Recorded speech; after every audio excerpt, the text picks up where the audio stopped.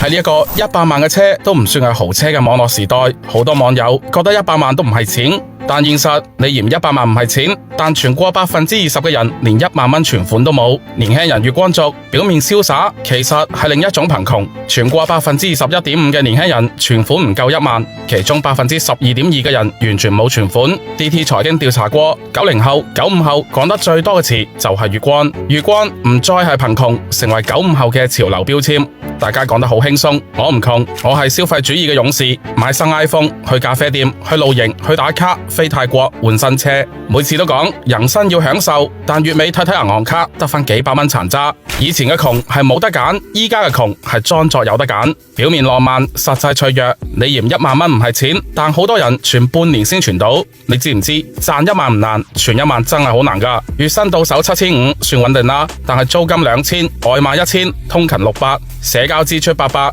電話費、水電費500，雜費500，未到月底工資清零。中國青年平均月薪7482，一線城市平均租金佔工資38%至45%，8成95後有信用卡或花唄賬單未還清，平均信用債務8300，即係講你手上嘅1萬唔夠支撐2個月嘅基本生活。仲有調查講，中國有42%嘅打工仔連1個月嘅應急金都冇，一旦裁員、病假、屋企出事，就會發現唔係我唔想翻身，係我連轉機嘅錢都冇。2024年有媒體調查，全國職場人士面對失業呢一件事，平均可以支撐時間係27日。講真，27日之後你仲有冇錢交租？仲有冇錢食飯？仲有冇心情去面試？有一個深圳女仔講過，辭職之後想休息1個月，但係發現銀行卡得300蚊。結果休息2日就出去送外賣，一場小病、一次搬屋、一張機票，足以擊倒一個看似體面嘅人。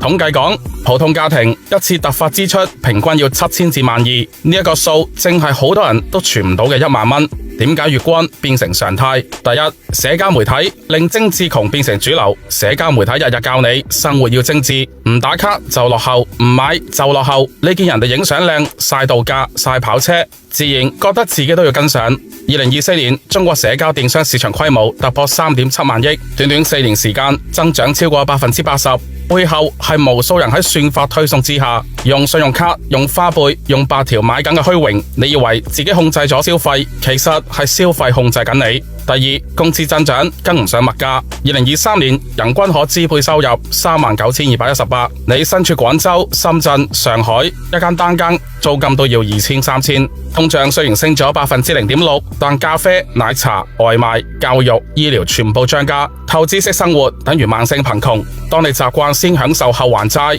你其實係用未來買緊現在。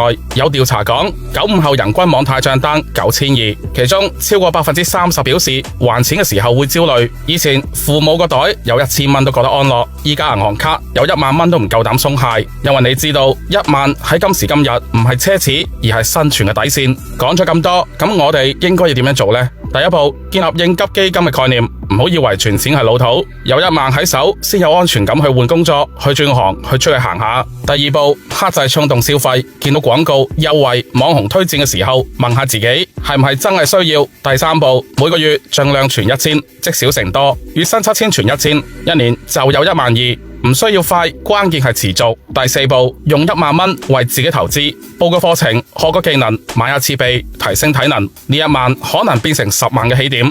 1萬蚊唔會令你發達，但係冇咗佢，你連翻身都難。你唔一定要成為有錢人，但一定要成為有準備嘅人，因為有準備嘅人永遠都唔會輸得太慘。唔知大家又點睇？歡迎留言俾我。本期嘅節目講到呢一度，我哋下期再見啦。